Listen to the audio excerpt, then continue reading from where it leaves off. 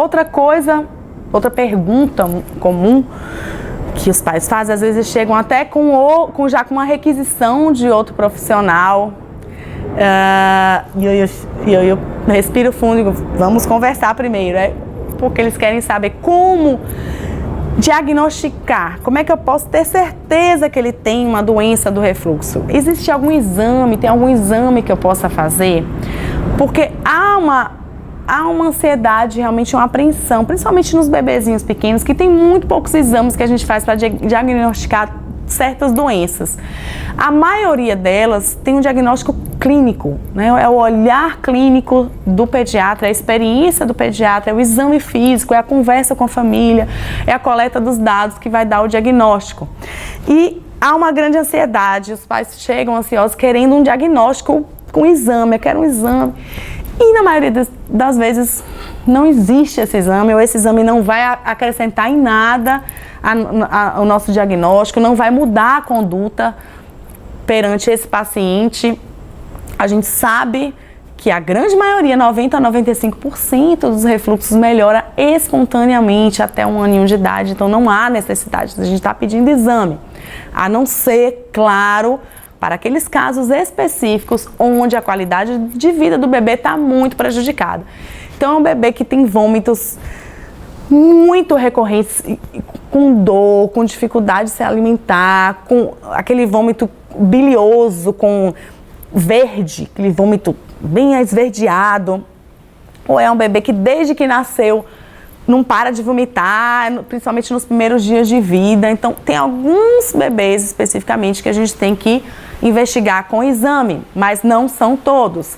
A gente alguns exames que a gente pode fazer nesses casos são ERED, é um exame contrastado, é como se fosse assim, o bebê toma um contraste, uma substância que no raio-x vai aparecer como branquinho, e faz vários raios-x para poder justamente a gente perceber como é que funciona o trato gastrointestinal desse bebê. A gente pode fazer ultrassonografia, que é um exame que eu já fico arrepiada quando a família pede, porque, olha, gente, uma coisa vocês vão ter que aprender. Se tiver uma coisa que vocês precisam aprender aqui nesse vídeo, 2 coisas. Uma é que existe refluxo fisiológico e doença do refluxo ou refluxo patológico. E outra é que ultrassonografia de abdômen, nem com Doppler, nem com nada, não dá diagnóstico de refluxo. Não, doutora, como não? Porque eu acabei de falar, eu falei no início do vídeo que todos os bebês têm algum grau de refluxo. Então, toda vez que você fizer uma ultrassonografia em um bebê, vai ocasionar ali, vai dar no laudo ultrassonográfico presença de refluxo gastroesofágico. Me disse o quê? Nada, o óbvio. Todo bebê tem, eu quero saber se ele tem doença do refluxo, isso só com sintoma, não é o exame que vai me dizer.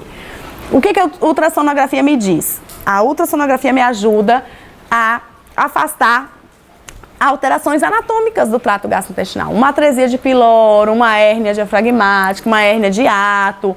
Então, às vezes, a gente solicita para afastar malformações do trato gastrointestinal, não para dar diagnóstico do refluxo, especificamente de refluxo, ok? Por favor. Não fique com o laudo lá da ultrassonografia, lê e diz, meu filho tem refluxo, achando que é doença, precisa tomar remédio para tratar. Nada disso, por favor. Outros exames mais invasivos que praticamente não são feitos, são casos muito graves, a pH-metria, que é um exame, seria no caso, um exame padrão ouro para você realmente diagnosticar que tem uma doença do refluxo. Você vai medir a acidez daquele estômago, esôfago durante 24 horas, mas aí o bebê tem que ficar internado com uma sonda dentro lá do estômago. Imagine que sofrimento, a gente normalmente não pede.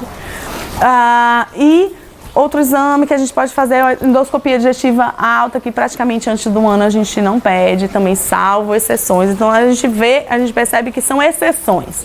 São pacientes que já fizeram toda a conduta de tratamento inicial, são pacientes que realmente não estão melhorando, não estão piorando cada vez mais. A gente tem que ter um diagnóstico mais específico. Eles são uma porcentagem mínima dos casos. Na maioria deles, a gente não precisa lançar mão de nenhum exame complementar para diagnosticar. Nem refluxo fisiológico, nem dose do refluxo. O diagnóstico é clínico, diagnóstico de história clínica, né? E conversa com a família e acompanhamento.